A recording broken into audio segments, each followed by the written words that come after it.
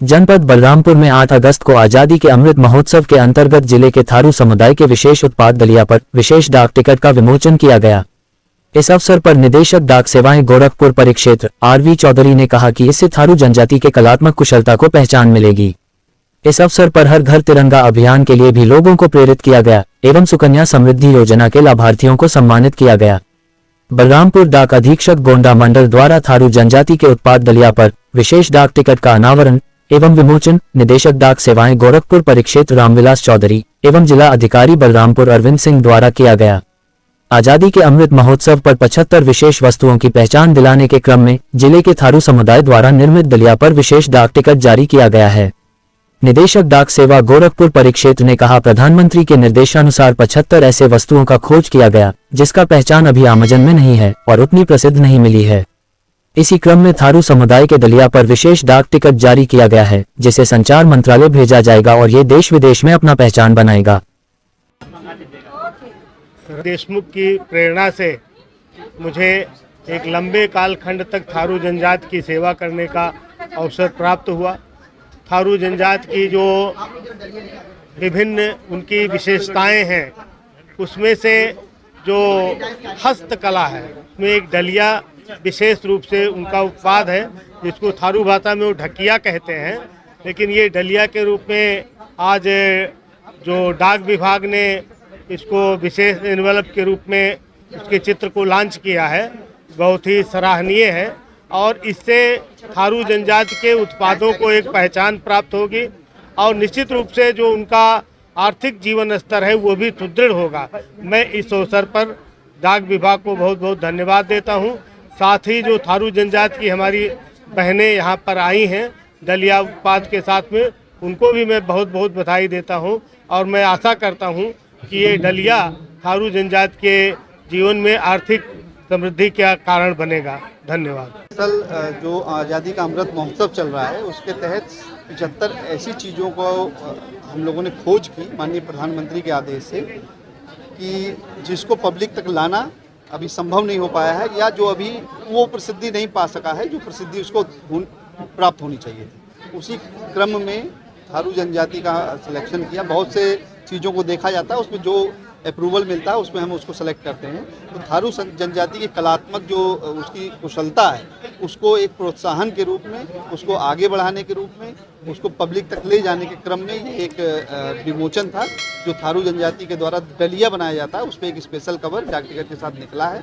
तो ये special cover यहाँ से संचार मंत्रालय में जाएगा, वहाँ से देश के विभिन्न कोनों में और विदेशों में इसको भेजा जाएगा। बना रहे हैं। उसी क्रम में डाक विभाग ने कई बार, पिछली बार हमने 75 ऐसे अनसंग हीरोज़ को के ऊपर ये टिकट निकाला था, ये स्पेशल कवर निकाला था जो अभी जिनको पब्लिक जान नहीं पाए थे, अनसंग हीरो जिसको कहा जाता था। जैसे आज़ादी में हमने बहुत से लोगों का नाम सुना हुआ, इन्होंने आज़ादी में पार्टिसिपेट किया, बट कुछ ऐसे लोग भी हैं जो जिनका नाम अभी गुम था, जिनको हम नहीं जान पाए, जिसको पब्लिक नहीं जान पाई। ऐसे हीरो की खोज करना और उनको फिर पब्लिक के पास ले जाना, उस पर ये पूरा विमोचन था 75। अब उसके बाद ये कलात्मक दृष्टि से हमने इसको वो किया है कि जो कला की दृष्टि में उत्कृष्ट हैं 75 उत्पादन, उस पर स्पेशल कवर निकाला जाए। तो पहले आज़ादी के हीरोज पे था और ये कलात्मक दृष्टि से जो 75 उत्कृष्ट चीज़ें हैं उन पे।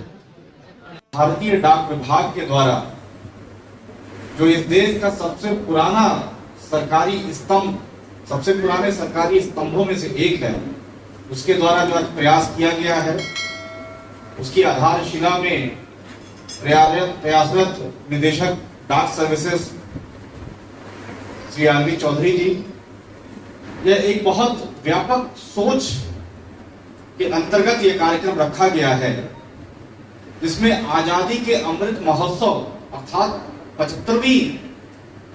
वर्षगांठ जो हम मना रहे हैं और 100वीं वर्षगांठ तक का यह सिलसिला जारी रहेगा, उसमें भारत के जनजातीय क्षेत्र के ऐसे कौन से 75 आयाम, उनके पदचिन्ह, उसकी संस्कृति से जुड़े हुए विषय वस्तु जिसे संभवतः देश और पूरे विश्व को जानने की जरूरत थी, लेकिन कई कारणों से हम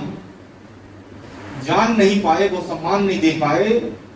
उसके लिए भारतीय डाक विभाग के द्वारा एक योजना के तहत एक पहल की गई है, जिसमें कि विभिन्न 75 जो उनकी सांस्कृतिक विरासत के चिन्ह हैं,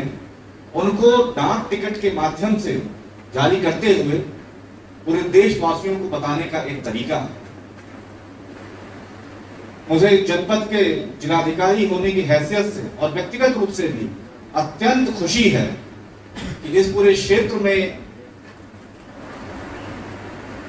और इस पूरे क्षेत्र को एक अनूठी पहचान दिलाने वाले हमारे थारू क्षेत्र के हमारे भाई बहन जो डलिया के माध्यम से जब उनके घरों में शादी होती है, विवाह होता है, तो कैसे वधू जो है जब अपने ससुराल जाती है तो आभार स्वरूप डलिया में कुछ पोशाक, अनाज का जो आदान प्रदान हो रहा होता है, स्नेह का आदान प्रदान हो रहा होता है, उस विरासत को पूरा देश जाने, इसके लिए एक प्रयास जो है डाक विभाग के द्वारा किया गया है। इस चीज के लिए मैं इस विभाग को बहुत बधाइयां देता हूं। मुझे इसी बेल्ट में अपने थारू जनजातीय क्षेत्र के भाई बहनों के साथ कार्य करने का अवसर प्राप्त हुआ और मैंने ये पाया कि जिस प्रकार से उनका रहन सहन, संस्कृति है, बहुत कुछ